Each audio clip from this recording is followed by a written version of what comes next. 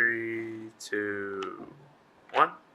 Hey everyone, welcome to another episode of the PowerPlatform digital series.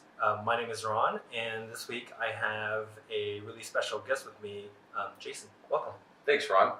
As Ron said, my name is Jason, and I have the incredible opportunity to lead what we think about as our modern workplace team, which is really about how we empower individuals and organizations to, frankly, achieve more, but really thinking about it in the context of, I'll call it workplace, meaning those that are in a business environment, and then work life, because we also think a lot about it in the context of education and students. So guys, the session that we want to introduce you to this week is called Microsoft 365 and Frontline Worker Collaboration. And Jason, this is actually a really interesting session in terms of they talk about a customer called Arriva London.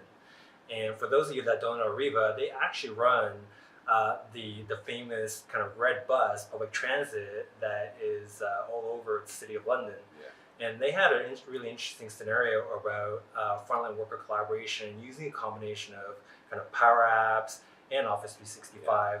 Yeah. And I'm wondering kind of what are some of the things that kind of jumped out at you kind of from this story? So I think there's a couple pieces. I think the one that is an immediate, I'll say, numerical reference that was really meaningful at the beginning, and I've talked about this in the past, of this correlation of sort of 4 to 1, which is 4 frontline workers for every 1 office worker, was the stat that Kimmy gave right off the start, which is there are 60,000 people in the organization, 40,000 of them are frontline.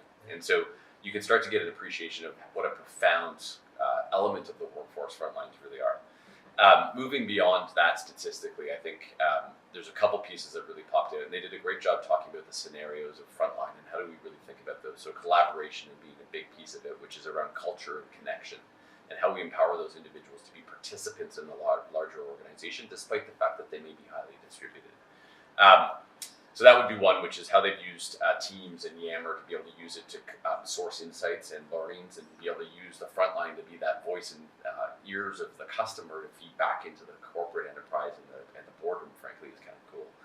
The other one that I thought was just such a great part of the story was Power Apps, and such an important piece of how we think about frontline and what that looks like is digitizing business processes. Like, again, they talked about a really simple example of the bus, right, and bus maintenance and a piece of paper.